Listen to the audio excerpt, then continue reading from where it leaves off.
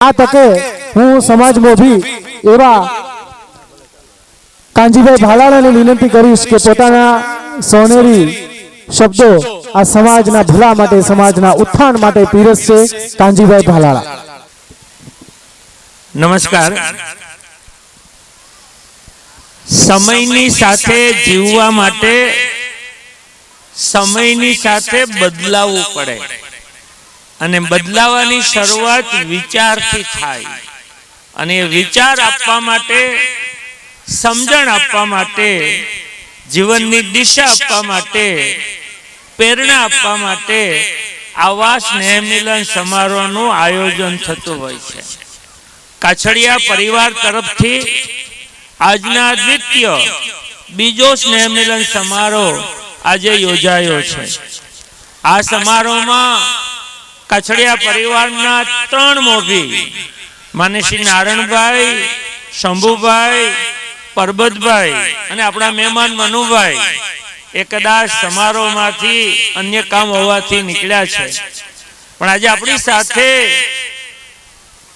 2 દિવસ પહેલા વિશ્વ મહિલા દિવસ ઉજવાયો. આમ તો માત્ર બેને કીધું 1 દિવસ માટે તમને માન આપવાનો કોઈ હેતુ નથી, તમને કાયમ માન આપવું જ છે. અને માન કેટલું લેવું, ક્યારે લેવું, કેમ લેવું એનો મહત્વનો આધાર તમારા ઉપર છે. અને એ મેસેજ આપવા માટે કાછડિયા પરિવાર અને અન્ય માની બહેનો અહીંયા ઉપસ્થિત છે. એવું હમણાં જ જેમણે એક ટકોર કરી, બહુ સમજણની ઊંચી વાત કરી, આવનારા સમયમાં જે બહુ મોટો હેડેક આપણને લાગવાનો છે એ સમસ્યાની વાત કરી એવી ગીતાંજલિબેન.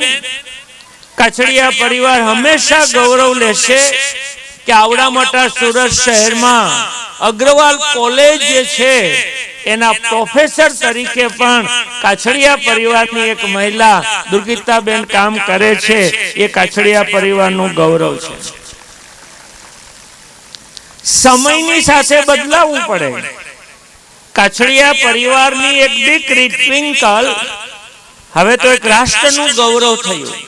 યાદ રાખજો બહેનો, તમારે રસોડામાંથી બહાર નીકળવું હોય, એક મુક્તપણે એક સરસ જિંદગી જીવવી હોય, એક સારા પરિવારનું નિર્માણ કરવું હોય તો અનોખું બનવું પડે, અલગ બનવું પડે, વિશેષ બનવું પડે.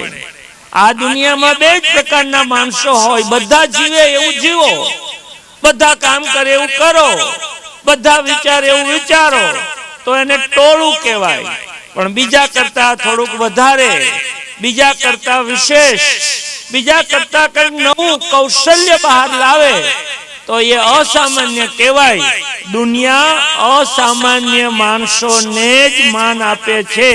એ સમાન બે જીવી શકે એવું કાછડિયા પરિવારની એક દીકરી માત્ર સોશિયલ મીડિયામાં એની ટેલેન્ટ, એનું કૌશલ્ય દેખાડીને આજે ભારતમાં એક સરસ નામ કર્યું છે એવી ટ્વિંકલ કાછડિયા એ આપણા બધાનું ગૌરવ છે. ટ્વિંકલબેન 2 મેસેજ આપે કે ભાઈ સોશિયલ મીડિયાથી શું બની શકાય એ એનું ઉદાહરણ છે, પણ બીજો મેસેજ એ પણ છે કે સોશિયલ મીડિયાનો સદુપયોગ કરીએ તો. અને એ ગીતાંજલિબેને પણ કીધું કે સોશિયલ મીડિયા બધી સમસ્યાનું કારણ છે. એટલે 2 વાત છે. એ 2 વાતમાંથી તમારે શું કરવું છે? બહુ સરસ વાત કરી હતી એના વક્તાએ કે ટ્વિંકલબેન આવું સોશિયલ મીડિયાનો ઉપયોગ કરીને પીએમને મળી શક્યા. ગીતાંજલિબેને જ વાત કરી, પીએમને મળી શક્યા, પણ સોશિયલ મીડિયાનો ખરાબ ઉપયોગ થાય તો પોલીસને મળવાનું થાય. આ બે મેસેજ આ મહિલાઓએ આપણને આપ્યા છે. એ બહુ મોટી વાત કરી છે.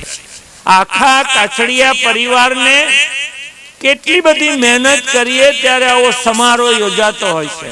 અને સમારોહના આખી જે ટીમ છે, આમ તો હમણાં ચેતનભાઈનું સન્માન થયું.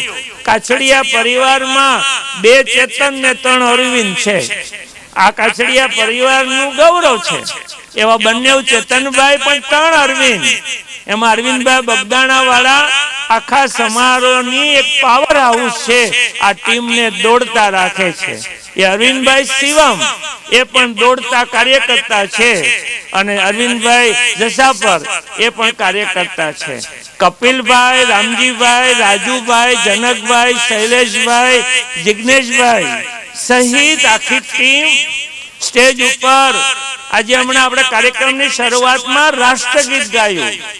એક સારા નાગરિક બનવા માટે રાષ્ટ્રીય ચેતના જોઈએ, અને એના માટે આજે પ્રાઉડ થાય કે રાષ્ટ્રગીત ગવાતું હોય ત્યારે આપણા સ્ટેજ ઉપર એક સૈનિક બેઠા હોય એવા બ્રિજેશને આપણે તાળીઓથી વધાવવા જોઈએ.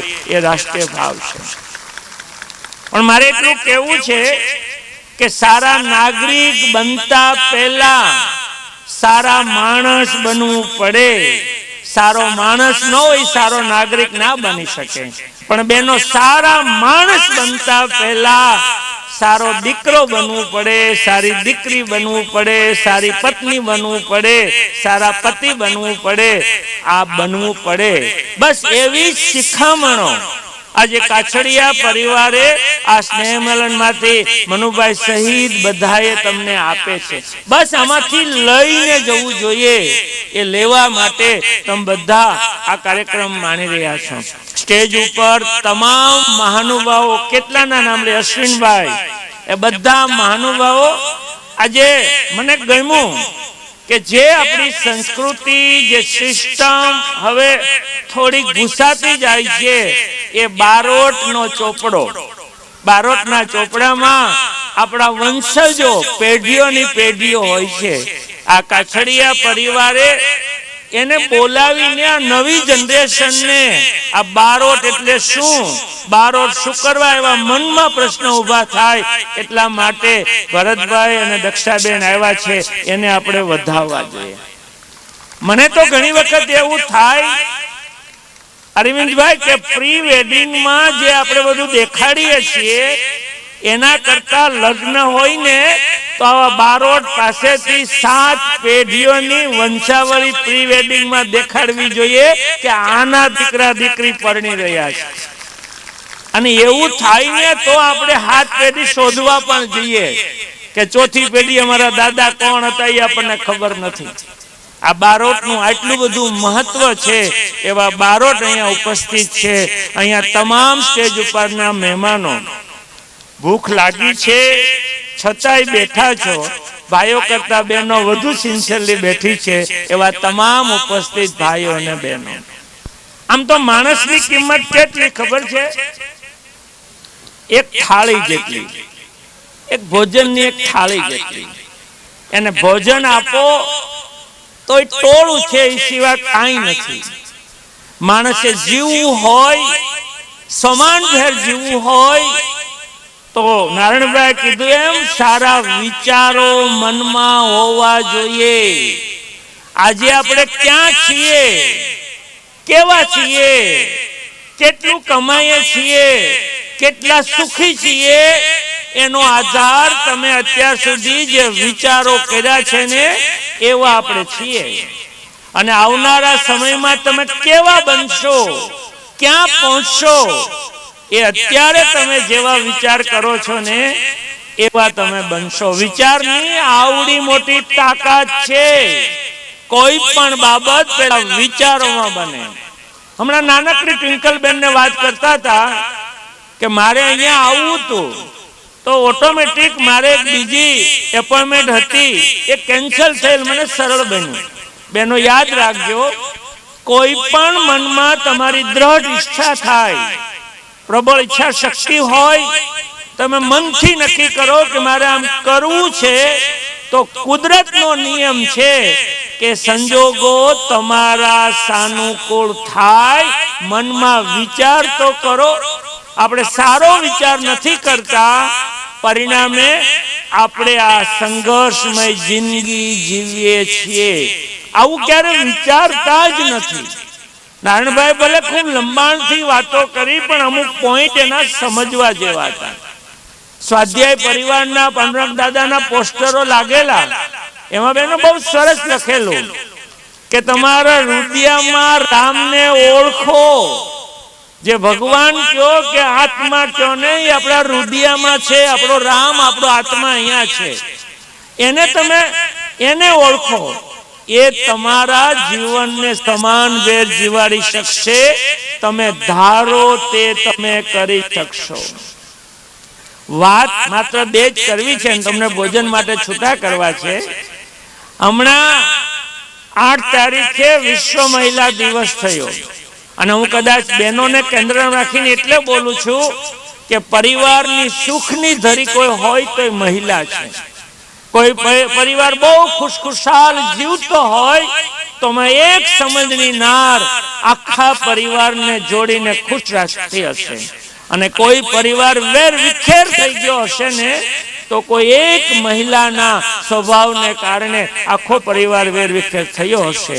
સુખ દુઃખમાં મહિલા સહન કરતી હોય છે અને પરિવારને ઊભો રાખતી હોય છે. એટલે મારે પરિવારની વાત કરવી છે. બેનો, મહિલાને માત્ર એક દિવસ માન આપવાનો અમારો હેતુ નથી. દરરોજ માન આપીએ, પણ તમે જો સારું જીવો, પ્રગતિશીલ જીવો, સમાન વેર જીવો, આ સમાજ એવો છે કે તમને દેવી પણ બનાવે અને ડાકણ પણ બનાવે. આ દુનિયામાં ડાકણો જોઈ છે, કોઈ પુરુષને ડાકણ નથી બનાવ્યો. આ તમારી માનસિકતા નબળી છે ને, તમે લગર વગર જીવો, ગમે તેવું બોલો, મહિનામાં ગામ તમને ડાકણ કેવા મળશે. અને અહીંયા બાજુમાં જ આદિવાસી વિસ્તારમાં ગામડે ગામડે ડાકણો હોય છે. બસ મહિલા ડાકણ બની જાય. જુઓ તો કરો, આ 21મી સદીમાં હજી ડાકણના પ્રથાઓ છે. આ ભયંકર શોષણ બહેનોનું થાય, પણ એ બહેનો મનમાં નબળા વિચાર કરે તો તમે સમાન વેર જીવવા માટે બહેનોએ જ આગળ આવવું પડે. હું કોઈ અતિશયોક્તિ કે કોઈ બીજી બાબતમાં તમને ટકોર કરવા નથી માંગતો, પણ મહિલા ગીતાંજલિબેન સુખી થાય કે દુખી થાય એનું સૌથી મહત્વનું કારણ મહિલા જ છે. એક મહિલા જ બીજી મહિલાને રિવાજોમાં બાંધે છે, અંધશ્રદ્ધામાં બાંધે છે. મહિલા જ એમાંથી બહાર આવવા માંગતી નથી. મને ઘણી વખત વિચાર આવે કે પુરુષ મરી જાય તો એમાં મહિલાનો શું દોષ? ક્યારેય કોઈ વિચાર કરે છે કે કુદરત કે બીજા કોઈ કારણોસર પુરુષનું અવસાન થાય તો આખી જિંદગી મહિલાએ વિધવાપણામાં અપમાન ને ઠોકર ને લાચારીથી જીવવાનું? અને હદ તો બેનો ત્યારે થાય છે કે આવડી મોટી આફત આવી હોય ને તો ચોક વચ્ચે એ હજુ સબ પડ્યું હોય પુરુષનું, ત્યાં મહિલાના તમે બંગડી ને સિંદૂર ભૂંસવા લાગો છો. એ ભૂંસનારી મહિલા છે. ક્યારેય કોઈ બહેનો વિચારે છે કે આવું નહીં? કદાચ બંગડી નથી પહેરવી કે ચાંદલો નથી કરવો તો ઘરમાં વિખો ને. ચોકમાં તમે એ મહિલાને અપમાન કરો છો. અને પુરુષ તરીકે આપણે મહિલાને કેટલું અપમાન કરીએ છીએ ને, થોડો વિચાર તો કરો. પુરુષ મરી જાય તો સ્ત્રી આખી જિંદગી વિધવાપણા તરીકે જીવી જાય, પણ જ્યારે સ્ત્રી મરે છે ને ત્યારે તમે અર્ધાંગની કહો છો, જીવનના સાથી કહો છો. એને શમશાન સુધી વળાવવા પણ પુરુષ નથી જતો. આપણી વાસ્તવિકતા છે. અને હદ તો ત્યાં થાય, નાની ઉંમર હોય ને મહિલાનું અવસાન થાય તો ગામ એને શમશાન સુધી ન જવા દે અને પડોશમાં જમાડીને તે દિવસે એનું મીઠું મોં કરાવે છે. એ મહિલાને જે અગ્નિ સંસ્કાર પૂરા નથી થતા. આ રિવાજોમાંથી બહાર આવો જો સુખી થવું હોય તો. આવી નાની બાબતને સમજો. દરેક સ્નેહ મિલનમાં એકાદી બે બાબત સમજીને આપણે સુખી કેમ થાય. આ રિવાજો રૂઢિઓમાંથી બહાર આવો. જિંદગી જીવવા જેવી છે, એને સમજણ પૂર્વક જીવો. બહુ સમજણની બહેનો જરૂર છે. ગીતાંજલિ બેને જે વાત કરી બહેનોના દીકરીઓના પ્રશ્ન, પણ ભાઈઓ, માત્ર બહેનોનો પ્રશ્ન નથી, ધોળા વાળ વાળા પણ હની ટ્રેપમાં ફસાય છે. આ સોશિયલ મીડિયા આપણને બરબાદ કરશે. માત્ર વિધર્મીઓ નહીં, આખી દુનિયામાં અને અત્યારે આપણામાં સોશિયલ મીડિયા ભયંકર માનસિક વિકૃતિ પેદા કરી રહ્યું છે. એને સમજણની જરૂર છે અને એ પ્રમાણે સોશિયલ મીડિયાનો સદુપયોગ કરવાની જરૂર છે.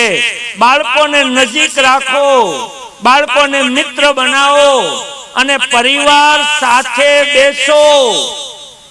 પુરુષ હોય, સ્ત્રી હોય, ઘણા પરિવાર આખું કુટુંબ બેસે અઠવાડિયે એક દિવસ અને વાતો કરે, નજીક આવે તો બગડવાની શક્યતા ઓછી છે.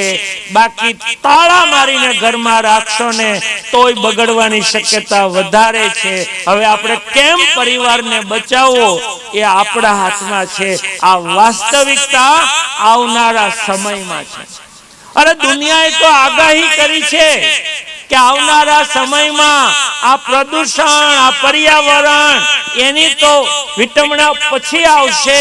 પેલા સોશિયલ મીડિયાના કારણે માનસિક વિકૃતિ અને ગુનાઓ બનશે.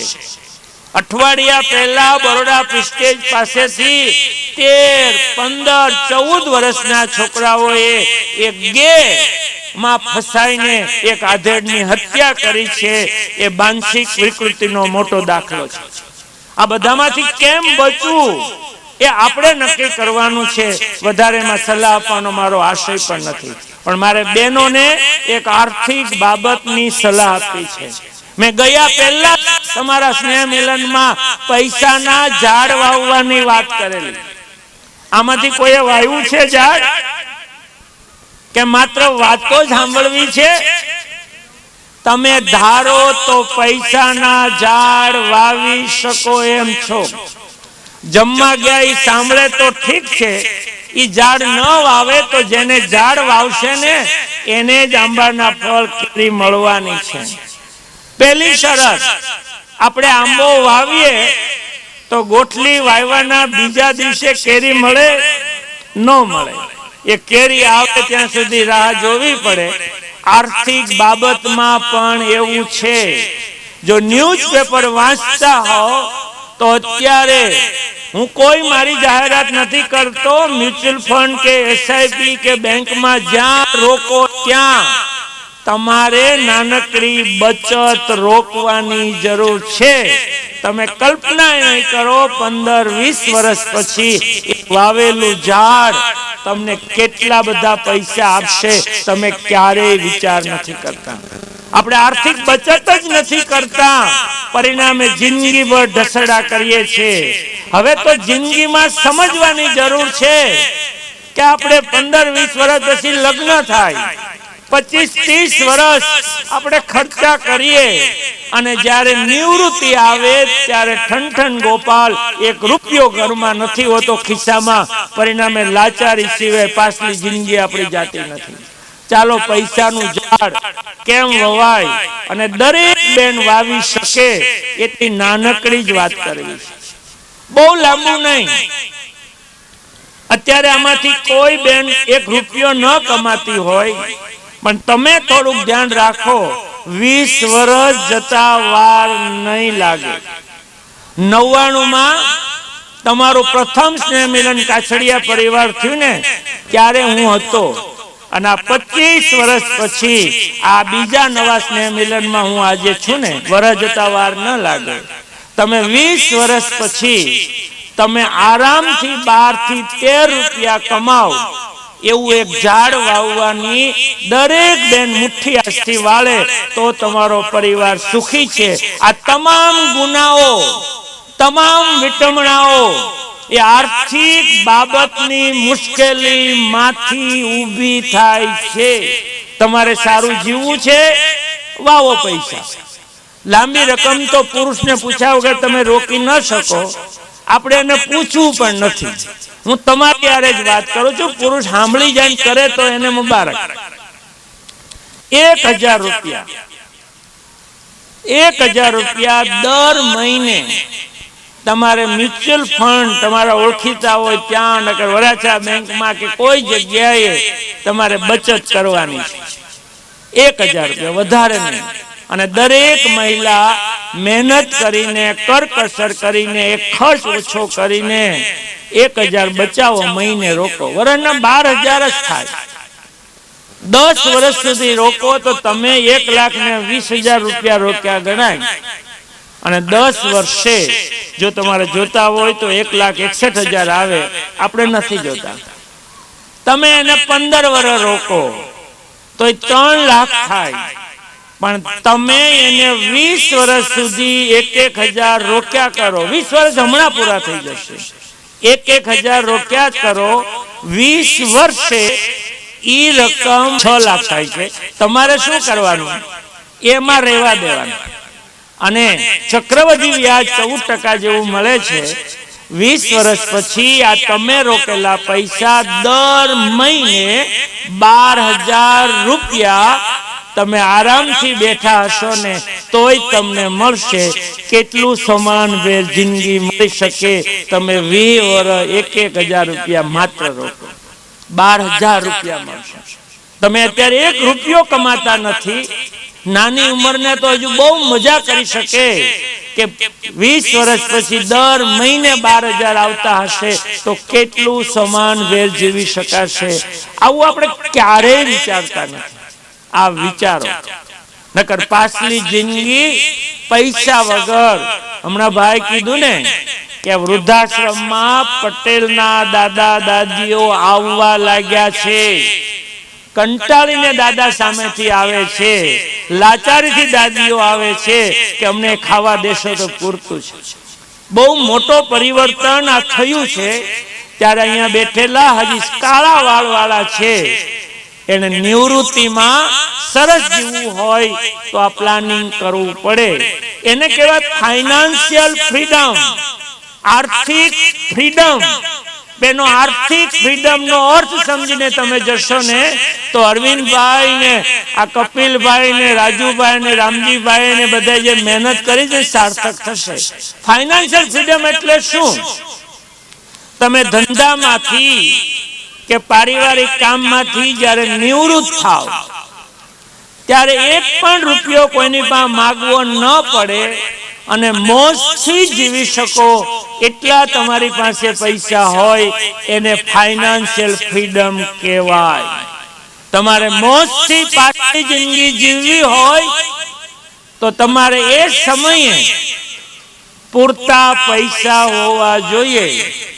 અત્યારે નથી તો કાંઈ વાંધો નહીં. અત્યારે કુદરત આપણને જો જીવાડશે ને તો 100 વર્ષ જીવાડી શકે એવો સમય છે. અને તમારે પાછલી જિંદગીમાં સમાન વેર જીવવું હોય, અત્યારે કાંઈ નહીં હોય તો 1,000 રૂપિયા મૂકી દો. 20 વર્ષ પછી તમે પૈસા ન ઉપાડો તો દર મહિને 12,000 ની આવક થશે. અને એ તમારી પાછલી જિંદગીમાં સમાન વેર તમને જીવાડશે. અને આ 12,000 ની ગણતરી સમજવી હોય તો ગમે ત્યારે મારી પાસે આવજો, હું તમને શીખવાડીશ. પણ આટલું કર્યા વગર છૂટકો નથી. હવે જીવવું હોય તો મેં કીધેલું કે હેલ્થ, વેલ્થ ને હેપીનેસ એ જીવવા માટેના પાયાના સાધનો છે. શરીરને સાચવો, પૈસાની બચત કરો અને ખુશીઓથી જીવો. યાદ રાખજો જે નારાયણભાઈ કીધેલું કે તમે સારું વિચારો તો તમને સારું મળે, તમે નેગેટિવ વિચારો તમને નેગેટિવ મળે. ખુશખુશાલ રહો તો જિંદગીમાં તમને ખુશી મળે. તમે કોઈનું ખરાબ વિચારો તો નુકસાન આપણા મગજને જ છે. તમે કોઈની પ્રશંસા કરો તો આનંદ આપને જ છે. એટલે સારું વિચારો, હેપીનેસ મેળવો. હેલ્થ, વેલ્થ ને હેપીનેસ એ જ તમને ખરું સુખ આપી શકશે. બસ કાછડિયા પરિવાર હેલ્થ, વેલ્થ ને હેપીનેસ હંમેશા મેળવતો રહે એવી શુભકામના સાથે વિરમું છું. Thank you very much. ખૂબ ખૂબ આભાર. હમણાં થોડાક જ દિવસો પહેલા જ્યારે સુરતમાં એક ખૂબ જ ઉમદા પ્રોગ્રામ થયો હતો, શિક્ષક અભિવાદન સમારોહ. એવા જીવતા શિક્ષકોનું સન્માન કરવામાં આવ્યું અને એ તકે આદરણીય કાનજીભાઈ ભાલાળા પણ ઉપસ્થિત હતા અને એમણે પ્રી વેડિંગની વાત કરી. અત્યારે દક્ષિણ ગુજરાતમાં નારગોલનો બીચ પ્રી વેડિંગ માટે કાંજીભાઈ ફેમસ છે અને એના કાંઠે અડીને જ હું શૈક્ષણિક સંકુલની વ્યવસ્થા ત્યાં સંભાળું છું. મહર્ષિ અરવિંદની સમાધિ સ્થળ આશ્રમ છે અને ઇંગ્લિશ મીડિયમનું કેમ્પસ છે. શું વાત કરવી, જીજે થાય.